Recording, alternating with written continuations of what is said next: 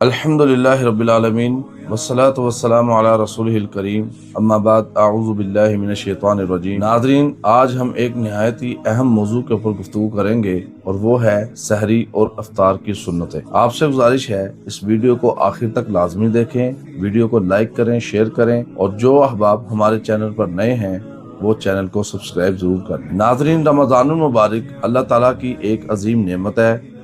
اس مہینے کے اندر روزہ صرف بھوک اور پیاس کا نام نہیں بلکہ سنت نبوی صلی اللہ علیہ وسلم کے مطابق گزرا ہوا دن ہی اصل میں کامیابی ہے۔ ناظرین، آج کی اس ویڈیو کے اندر ہم جانیں گے کہ سحری کی فضیلت کیا ہے اور اس کو تاخیر سے کرنے کا کیا حکم ہے، اور اسی طرح ہم جانیں گے کہ افطار میں جلدی کرنے کی کیا حکمت ہے اور افطار کن چیزوں سے کرنا سنت ہے، اور افطار کی دعا کیا ہے۔ آئیے سنت نبوی صلی اللہ علیہ وسلم کی روشنی میں اس موضوع کو سمجھتے ہیں۔ ہمارے موضوع کا پہلا حصہ ہے سحری کی سنتیں۔ سحری کرنا سنت اور باعث برکت ہے، جیسا کہ رسول اللہ صلی اللہ علیہ وسلم نے ارشاد فرمایا، تسحروا فإن فی السحور برکۃ، سحری کیا کرو کیونکہ سحری میں برکت ہے۔ معلوم ہوا سحری صرف کھانا نہیں بلکہ عبادت ہے، چاہے چند گھونٹ پانی ہی کیوں نہ ہو، سحری ضرور کرنی چاہیے۔ اسی طرح سحری میں تاخیر کرنا بھی سنت ہے۔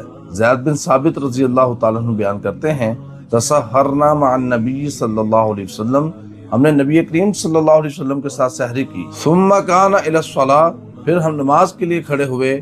راوی کہتا ہے، میں نے پوچھا کم کان بینہما، ان دونوں کے درمیان یعنی سحری اور نماز کے درمیان کتنا فرق تھا؟ قالا، زید بن ثابت رضی اللہ تعالیٰ عنہ فرماتے ہیں، قدر 50 آیہ، تقریباً 50 آیات پڑھنے کے برابر، یعنی فجر سے کچھ لمحے پہلے ہی سحری ختم کی جاتی تھی۔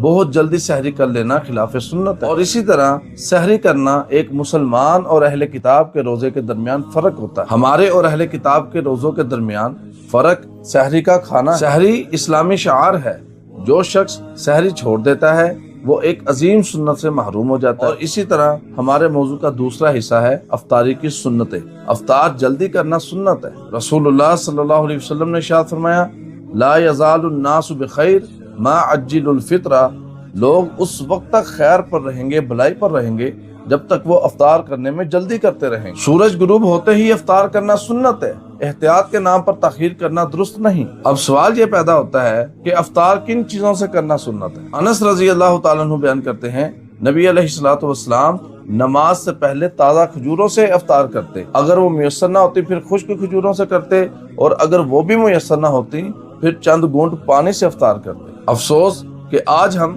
افطار کو دسترخوانوں کی نمائش بنا دیتے، حالانکہ سنت سادگی میں ہے، اسراف میں نہیں۔ اور اسی طرح آج کی اس ویڈیو کے اندر یہ بھی سیکھ لیں کہ ہم نے افطار کے وقت دعا کون سی پڑھنی ہے۔ بہت سے احباب یہ دعا پڑھتے ہیں، اللہم انی لک صمت وبک آمنت وعلیک توکلت وعلی رزقک افطرت، حالانکہ یہ دعا کسی بھی صحیح حدیث میں موجود نہیں۔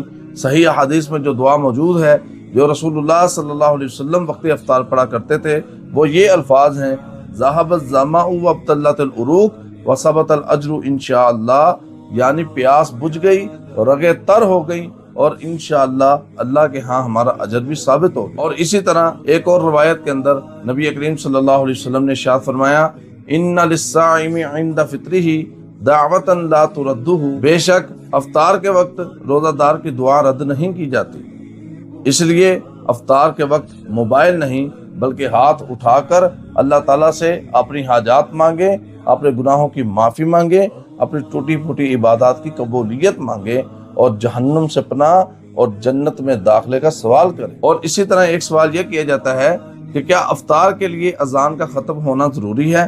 نہیں میرے بھائی، افطار کے لیے سورج کا غروب ہونا ضروری ہے، جیسے ہی غروب ہو فوری طور پر افطار کر لیا جائے۔ اور دوسرا سوال کہ کیا سحری کے وقت نیت کے لیے مخصوص الفاظ میں دعا ضروری ہے؟ نہیں میرے بھائی، مخصوص الفاظ میں دعا کسی صحیح حدیث میں ثابت نہیں ہے۔ ایک مشہور دعا پڑھی جاتی ہے، وَبِصَوْمِ غَدٍ نَوَيْتُ مِنْ شَهْرِ رمضان، ایسی کوئی بھی صحیح حدیث کے اندر دعا موجود نہیں، بلکہ نیت دل کے ارادے کا نام ہے اور یہی نبی علیہ السلام کی سنت ہے۔ اور تیسرا سوال کہ کیا بہت زیادہ کھانا افطار اور سحر میں ضروری ہے؟ میرے محترم پیارے بھائیو، روزہ تربیت ہے، شکم پروری نہیں۔ اکثر دیکھا جاتا ہے لوگ سحری کے اندر بھی گٹا گٹ پانی پی جاتے ہیں، کھانا بہت زیادہ کھا جاتے ہیں، افطار کے وقت بھی وہ یہی حال کرتے ہیں، بعد میں نہ ان سے نماز کے لیے اٹھا جاتا ہے اور نہ ہی کسی اور کام کے لیے۔ تو بہتر یہ ہے جتنا کم کھاؤ اتنا ہی آپ سنت کے قریب عمل کرو، کیونکہ اللہ تعالیٰ ارشاد فرماتے ہیں وَقُلُوا وَاشْرَبُوا وَلَا تُسْرِفُوا، کھاؤ اور پیو لیکن اسراف نہ کرو۔